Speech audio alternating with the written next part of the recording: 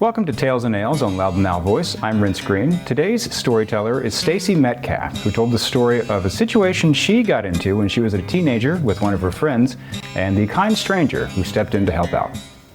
Stacey, if you could find yourself in the most dangerous city in the whole United States, you are there.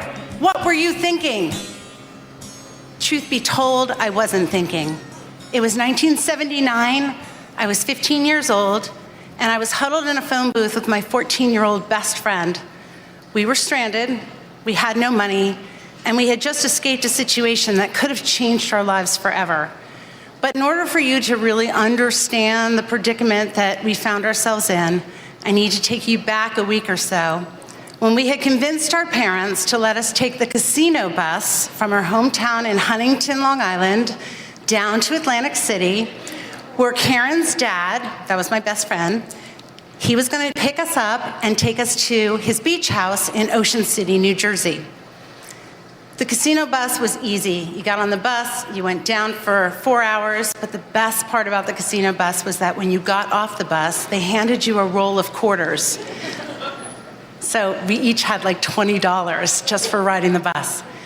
But Karen's dad was waiting for us, so we took those roll of quarters and we tucked them in our bag and we carried on and jumped in the car and started our vacation. For me, going down to Ocean City, New Jersey and staying with Karen's dad was the best vacation ever. See, my parents were really, really strict, and Karen's dad, not so much, but we used to just, kind of chalk that up to the fact that he saw us as the mature and responsible teenagers that we were.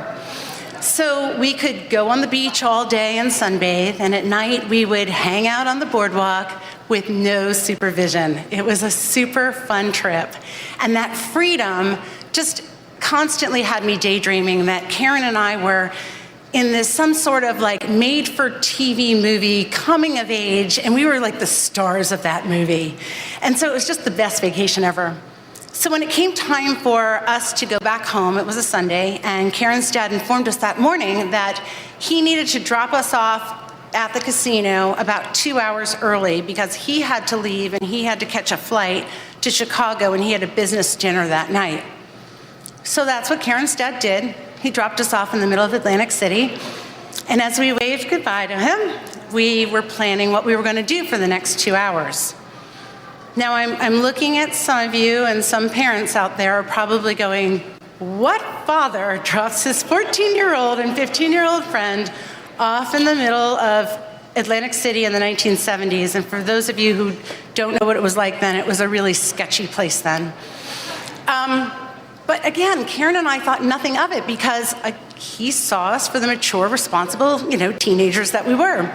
So remember those quarters? First thing we did, we beelined into the casino and started playing the slots. And within probably minutes, all of our money was gone. And mind you, that was the only money that we had left.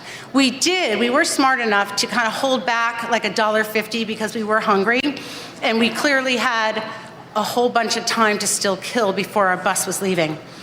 So we took that $1.50, we went down to the boardwalk and we bought a hot dog, a can of Tab, some French fries to split, and we just sat on the boardwalk and we people watched. We talked about what we were going to do for the rest of our summer, and it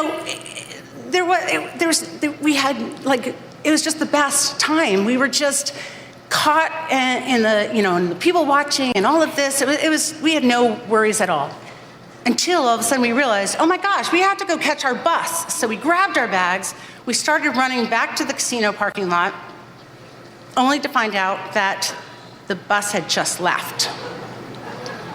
So fear and everything just came over me. And because remember I told you my parents were really, really strict?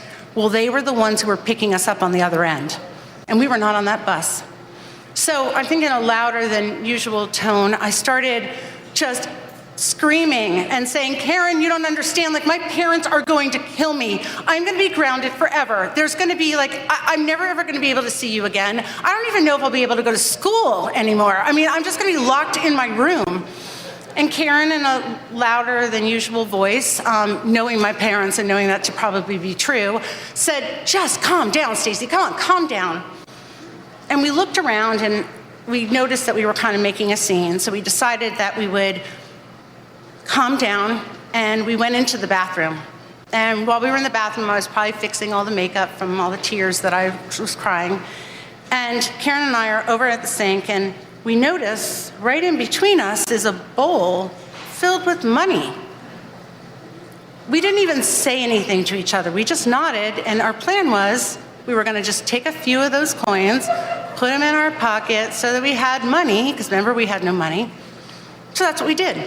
We reached in, and the next thing you know, there was a hand that grabbed both of our wrists. And attached to those hands was a very angry, angry woman.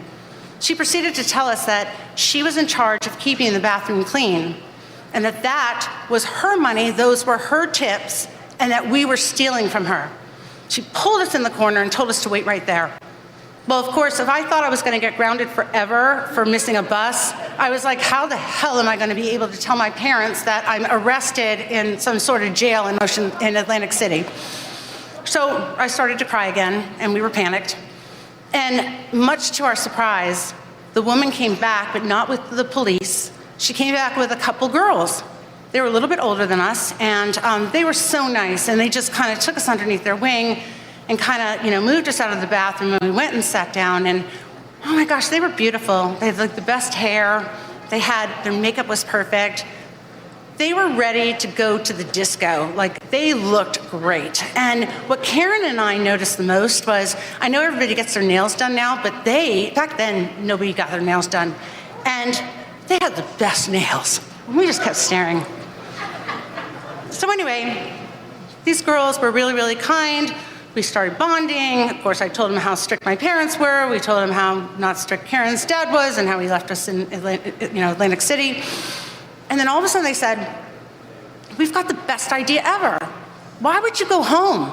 Come with us. We have an apartment, we have a room, we have clothes. Come on with us. Like, it can be so much fun. Like, why would you want to go home?" And Karen, your dad wouldn't even notice, and and all that. Well, that was the first time in my life that I felt that thing in my stomach. I call it my spidey senses, and Karen felt it too.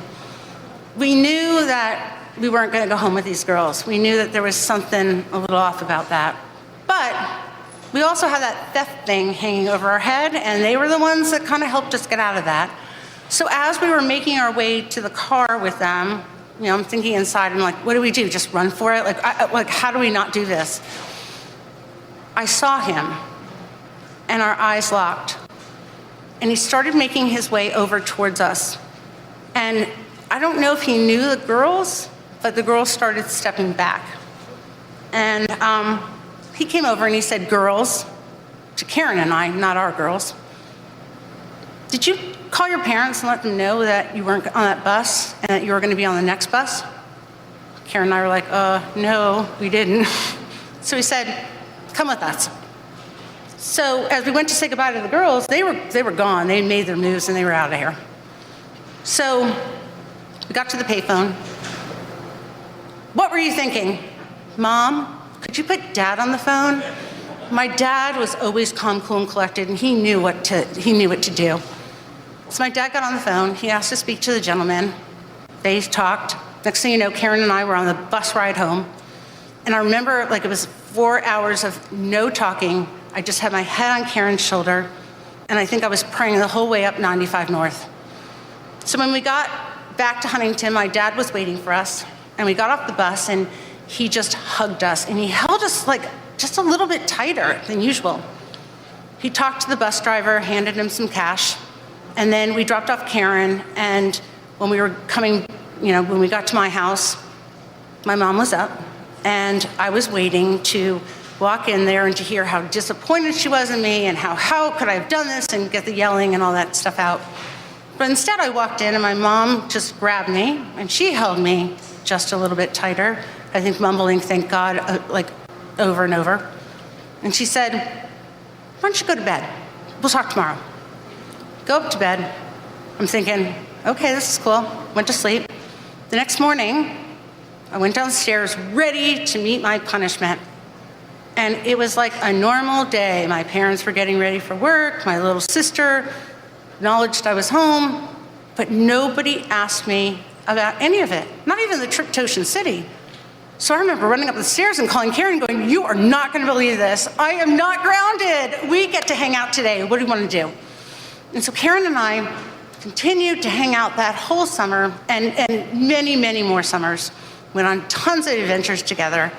And we never did tell her dad or her mom because we didn't want her dad to feel bad. And we also didn't want to kind of ruin that whole thing that, you know, he thought we were mature and responsible. And as an adult, when I look back on it, I thought that was really weird. Like like we never got grounded, like I never got yelled at. Nobody even asked us what happened. And I learned that back then, when bad things happened, people didn't talk about it. And I don't know if it was because if you talk about it, it makes it more real and it's horrific, or if you talked about it, you open yourself up for critique and judgment. We also didn't talk about human trafficking back there. So Karen and I had no idea of the real danger that we were in. The gentleman at the casino, he knew. My parents, I think, knew. But again, we just didn't even know like what it was. And so as I look back on it, with the exception of understanding and we should have been educated about human trafficking, I'm kind of glad that worked out that way. Because Karen and I, first of all, I never got grounded, which was a good thing. I got grounded other times, but Karen and I, again, got to have other adventures. We got to make new memories, and that day and night was just one scene in that coming-of-age, made-for-TV movie that we were starring in. And in case anybody is wondering, because I'm sure you're all wondering right now, what was the #1 song and album that July? No other than Bad Girls by Donna Summer.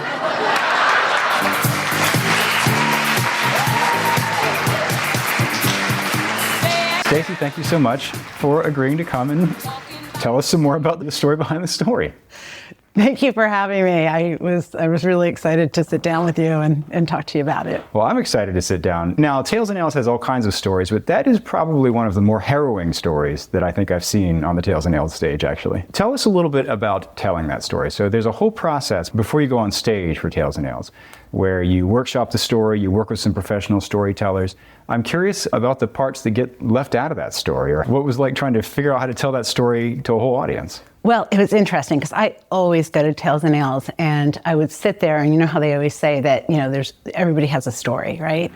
And when I decided to tell this story, again, it was a process. So you had to interview and kind of just give a couple minutes of what it would be. And so I tried to sum it up for, during that interview. And then we had the workshopping. And one of the things that came up, I remember when we were with the group, it was like when I was talking about the trip down, from Long Island down to New Jersey, New Jersey, and kind of talking through that so that people knew, because at first I was just like, oh, we went from Long Island to New Jersey, and they were like, well, were you on a bus? And all, tell us more about that bus ride and what that meant. So that kind of added into the story. And then, of course, I remembered about the quarters and how you got money on the casino bus. So that really helped me formulate the story.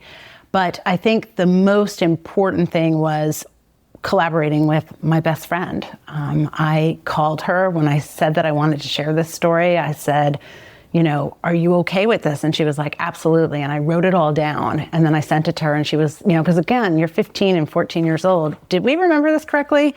And she, we collaborated and we remembered it correctly. So, were you still in touch with this friend? Do you still talk regularly? Oh yeah, absolutely. Like lifelong friend. And as I said in the story, this was just one of those scenes from our, made-for-TV movie of our life together, especially growing up. It was like that coming-of-age thing. So, but yeah, we still keep in touch. And as I said, she was a big collaborator in it because I wasn't going to do the story without her. What made you decide to tell this story? That's a really good question, and it's got a lot of answers. The first was I wanted to tell it because there was no one in the audience that knew that story. In fact, when I said I was going to be a storyteller, people were like, oh, you're going to tell this story? You're going to tell that story? And I was like, nope, you don't know the story. So that was number one.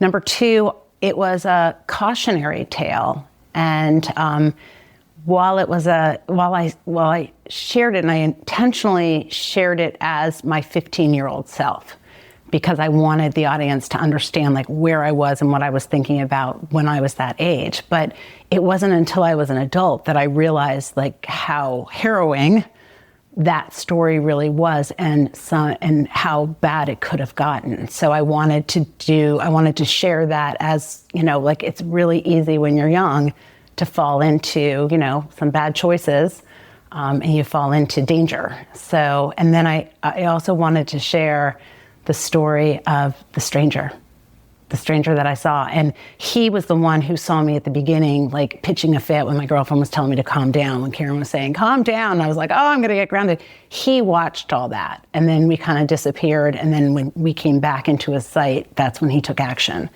And it was one of those, I think, important messages that like, if you see something, you do need to do something, not just even say something, like do something. Because he really did make sure that we got home safe. Did you ever find out that person's name?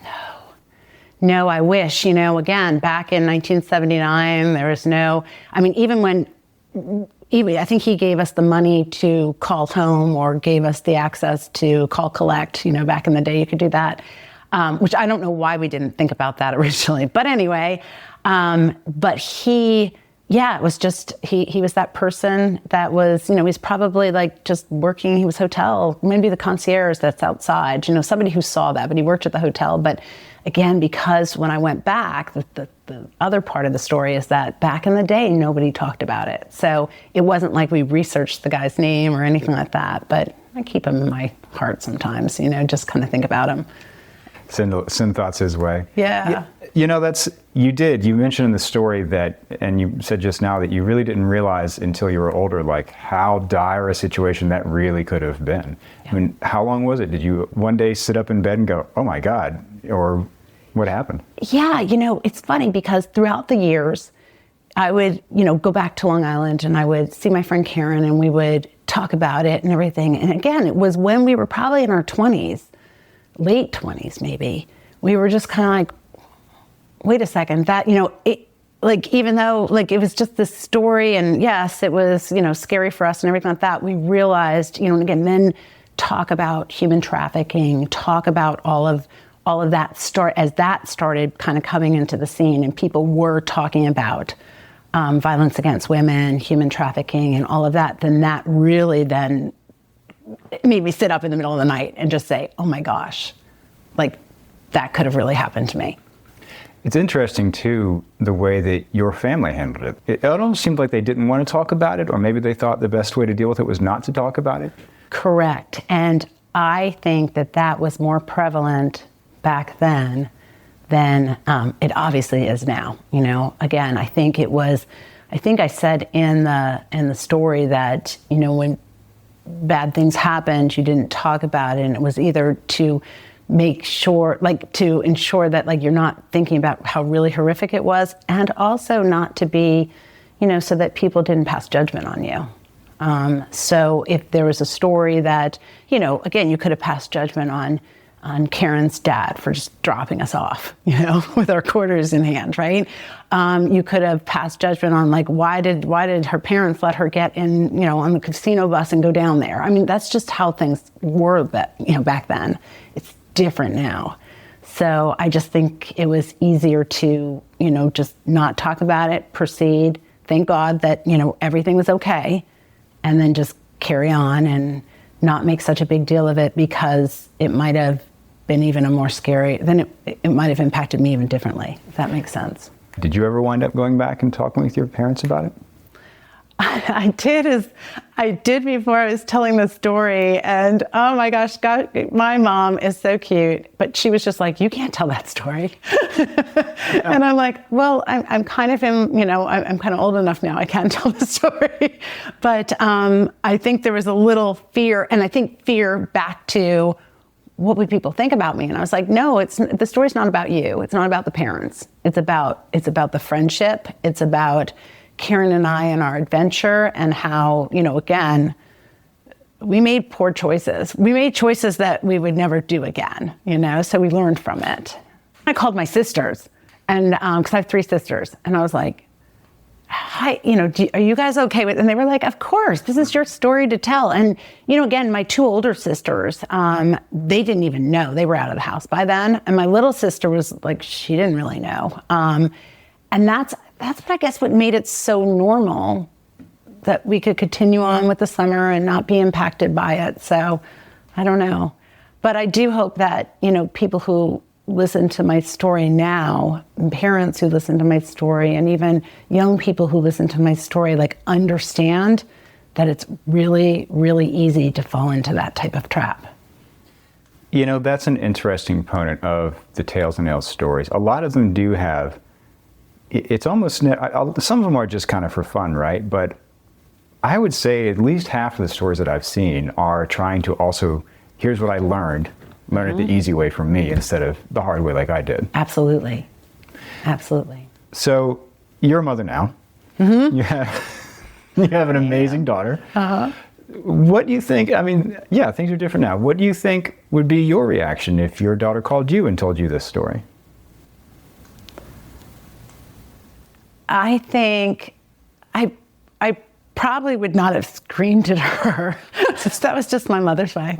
I would have been so worried. I would have done anything to get her out of that situation, which my dad did. At the end of the day, based on, again, we didn't have cell phones, we didn't have anything, but I would have sat down, I would have talked about it.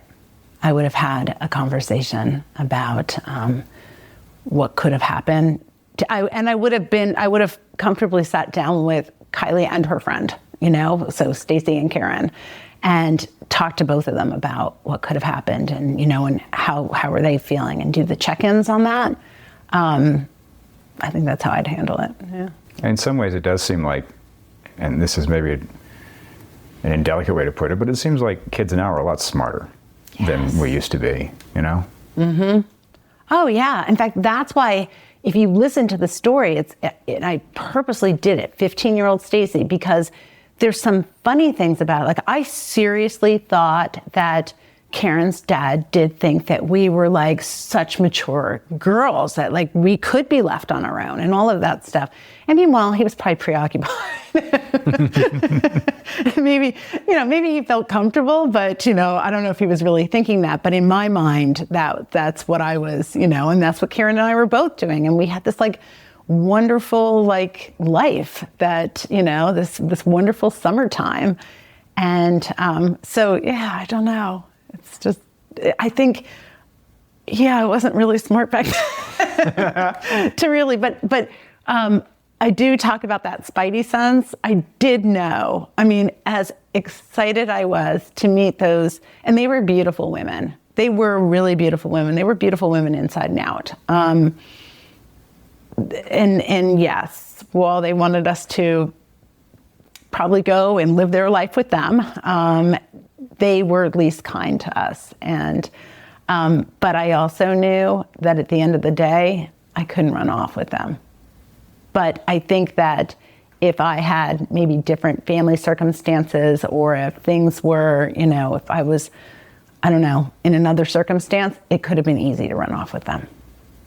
So that night or afterward, do you ever have people talk to you about that story? Yeah, I have had people share my story with young people. Lisa Jones with Silence No More Movement shared the story with some young people in DC, and it impacted some of the people that she shared the story with.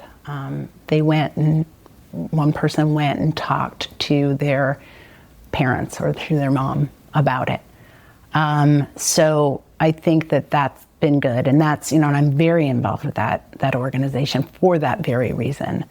And so I do hope that it's it's an opportunity for young people to see it, and just to, if they're going through that, if they're going through some sort of grooming or anything like that, that they know that they should just kind of stop and talk to an adult, talk to somebody else.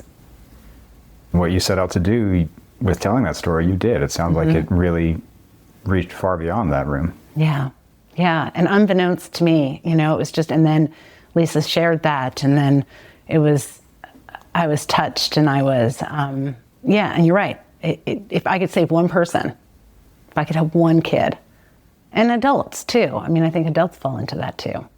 I think we all have stories in our heads, and then when we go to actually tell them to somebody, you kind of have to realize, I think you can learn things about your own stories just by saying them out loud sometimes. Yes. It must have been kind of a process, unearthing that story with your friend and getting it ready to say in front of, however many people, dozens of people. Right, exactly.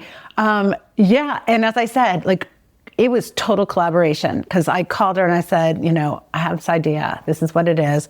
And she's like, yeah, you should tell the story. And she was funny, because Karen was she was like, you should be, we should be talking about the adults. I'm like, no, we got to keep the adults out of it. It's just through us and everything. Because she's like, what was my dad thinking? And I said, what was any of us thinking back then?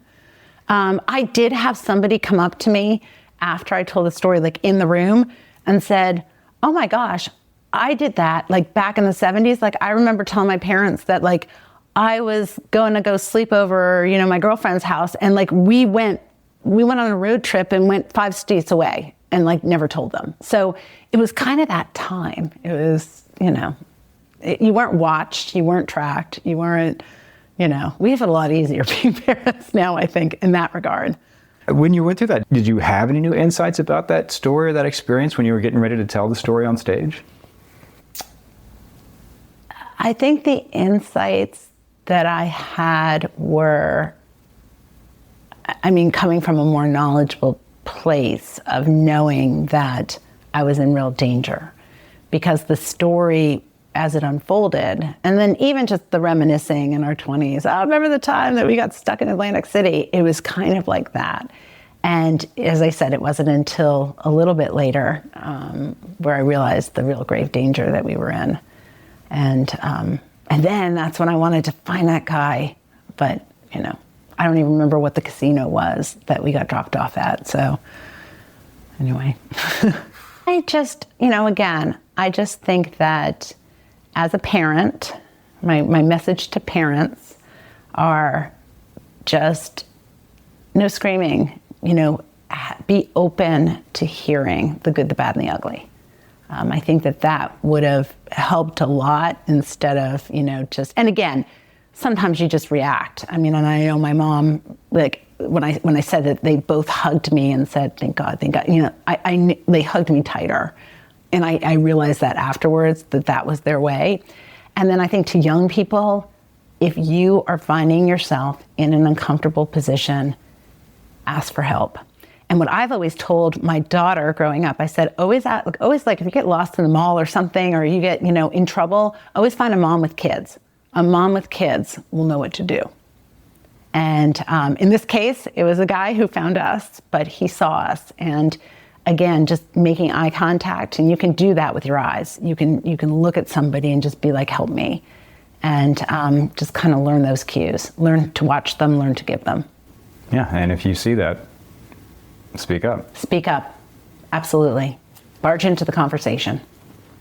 Well, thank you so much for taking some time and sitting down and talking about this story with me. It's really neat to hear that this story has actually gone out and done that good like you wanted it to do. Yeah, I did. And as I said, it's just a story of friendship too. Was she there for the storytelling event? She wasn't. She was up in New York, but I called her right before. So I was and I was sending her pictures from the room. And I was like, okay, I'm getting ready to go on and everything like that. But yes, Karen was there in the room in spirit. So she was definitely there. But yeah, friendships in those lifelong friendships are just the best. What'd you think about it after I'm sure she watched it. She did. She watched it as soon as it came out. We sent it to her. In fact, I was down in Greenville, South Carolina, so my daughter and I were looking at it, and then we sent it to her, and she thought it was great. She was glad we did it. Cool. Thank you so much, Stacey, for joining us for Tales and Nails on Loudoun Now Voice. Okay, and thank you for having me. Thanks. powered by Pounce Solutions.